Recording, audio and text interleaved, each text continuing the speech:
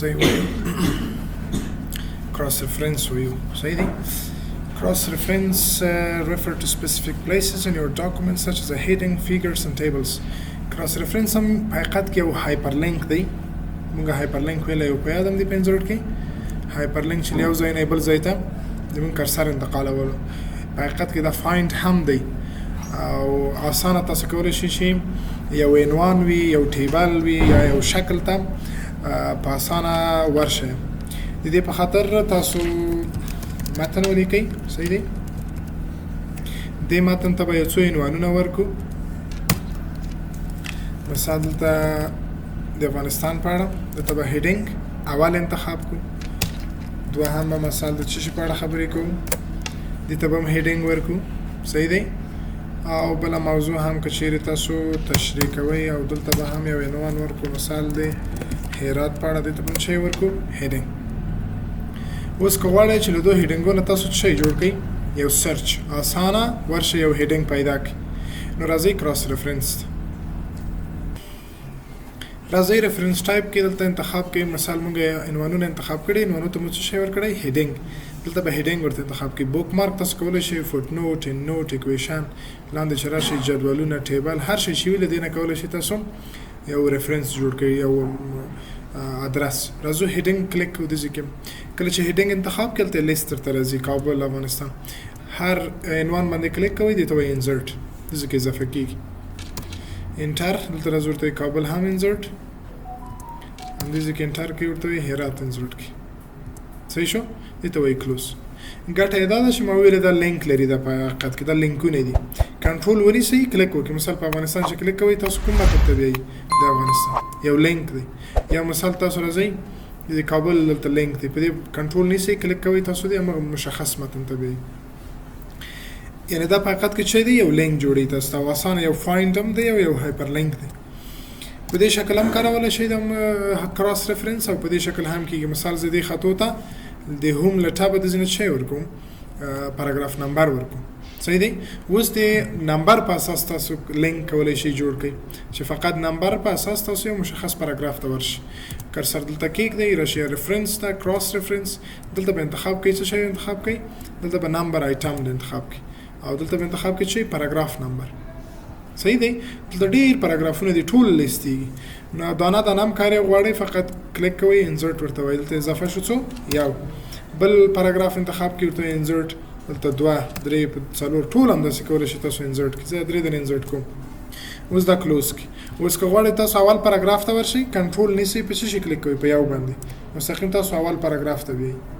یا مثال بل نمبر ته راځئ کنټرول ونیسئ په دې کلیک وکړئ تاسو مشخص همغه پاراګراف ته. دا د کراس ریفرنس کار دی. بل اپشن لرو مارک انټری. مارک انټری څه کار کوي د څه په خاطر استفاده کیږي. دا کې مثالونه ډېر مختلف استفاده کیږي. زه درته مثال د یو ډکشنري در کوم دي چې غواړم یو ډکشنري جوړ کړم صحیح دی. په انګلیش باندې لغتونه وایم چې په ای باندې شروع شي وایم بل نو خپل خو مې ولیکه. اوس غواړو د دوه معناګانې اضافه کوو یو مشخص ډېر ښه کټګوري باندې تقسیم کړو. راځئ مارک انټري ته. مارک انټري کې به څه کوئ دانه دانه هر لغت به انتخابوئ. دلته بیا به راځئ دې کې یو ډبل کلیک کوئ. سب انټري کې به معنا لیکئ. سب انټري کې به څه لیکئ معنا. څه معنا اپل معنا بولډ ایټالیک وي که نه وي هغه ستاسو خپله خوښه دی او سټایل دی. دې ته وایي مارک. افغانستان انتخاب کړئ. دغه اضافي سمبولو پسې به نه ګرځئ هغه بیا ورکېږي. افغانستان انتخاب کړئ ډبل کلیک. افغانستان خو افغانستان دی که افغانستان کومه معنا لري او دې ته وایي مارک. چې ټول تکمیل شول دغه اضافي سمبولونه ورسره پیدا دي ډېر بیروبار دی. دلته دې په خاطر راشئ هوم ټاب ته د پاراګراف مارک غیر فعاله کوي بیروبار کمیږي. په بله صفحه کې غواړو دې نه مشخص یو ډېر ښه ښکلی کټګوري وویشو ډېر ښه منظم یې جوړ کړو. نو څه چېرته راځئ انزرټ انډیکس. دلته به سټایل ورته وټاکئ پیج نمبر ولري که ونه لري پیج نمبر ورته ټاکئ. دې کې انتخاب کې فینسي شکل دا ډېر ښه شکل دی. دا یو پیج نمبر انتخاب کې په دوه کالمو کې درته ښکاره کړي که یو کالم کې او رنن شکل انتخاب کې ډېر ښه منظم شکل دی. دې ته وایي اوکې. تاسو ته په دې شکل شی جوړوي یو ډېره ښه منظمه ډکشنري د ا لغاتونه چې څومره ا لغات وي ټول ا کټګوري تقسیمیږي بي ته چې راشي په بي تقسیمیږي سی په سی تقسیمیږي دا یو او بل د هر لغت مقابل کې څه شی دی پیج نمبر هم دی که غواړئ په دې لغاتو کې انت لغت پیدا کې کومه صفحه کې دی په اوله صفحه کې ما اوله مو ویل چې د ریفرنس ټاپ ټول د څه په خاطر دی د فهرست جوړولو په خاطر نو دغه لغاتونه چې تاسو جوړوي دا پیج نمبر ورسره ښیي صحیح دی یو فهرست د لغاتو جوړوي دا یې نمونه ده که چیرې کوم لغت اضافه کېږي یا مثلا پیج نمبر اوس دغه ټول خو په یوه صفحه کې دي زه به دغه بیخي کومې صفحې ته یوسم دویمې صفحې ته یوسم اما دلته چې وګورئ ټول څو صفحې دي ټول یو دي نو په دې به کلیک وکړئ دلته اپشن لري اپډیټ انډیکس کلیک پرې وکړئ ټول اپډیټ کېږي دا د بي راغله څومې صفحې ته دویمې صفحې ته سی راغی څومې صفحې ته دویمې صفحې ته سر مو خلاص شو په دې مارک انټري کې داسې مثال تاسو کاروئ هر څومره اپډیټ چې راولئ فقط تاسو اپډیټ انډیکس ورته وایئ بل اپشن څه دی مارک سایټیشن دی مارک سایټیشن من درته په یو شي کې کار کوم مارک سایټیشن هم تاسو کولی شئ یو موضوع انتخاب کړئ هغه په کټګوري یا په بخش یې وویشئ دې په خاطر ما سهار هم دلته څو دنې اضافه کړي وو د یو فروټ و فود و کلوز و صحیح دی یو بل همدونه اضافه کړو یو به اضافي بل اضافه کړم چې تاسو پوه شئ څنګه یې اډ کړئ نو را به شئ دلته اول د څه شي ما ولیکو د فروټ دی صحیح دی وایه د میوو نومونه واخله فروټ به ولیکو وایه ویجیټیبل به انتخاب کړو ویجیټیبل کې به نومونه اخلي نو اوس خو دې ویلې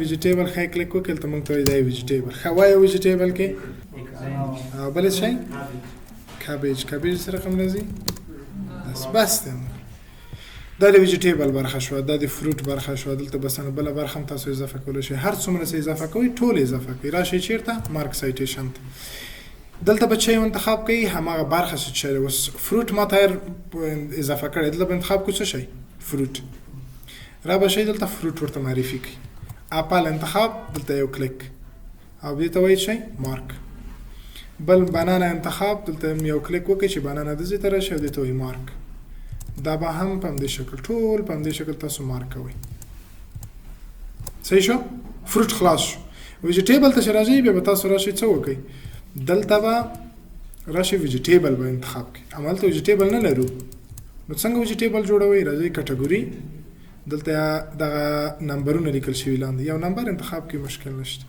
ریپلیس ته راشئ دې په ځای ولیکئ څه شی ویجیټیبل دې ته وایي ریپلیس صحیح شو او دې ته وایي اوکې اوس راشئ دلته انتخاب کړئ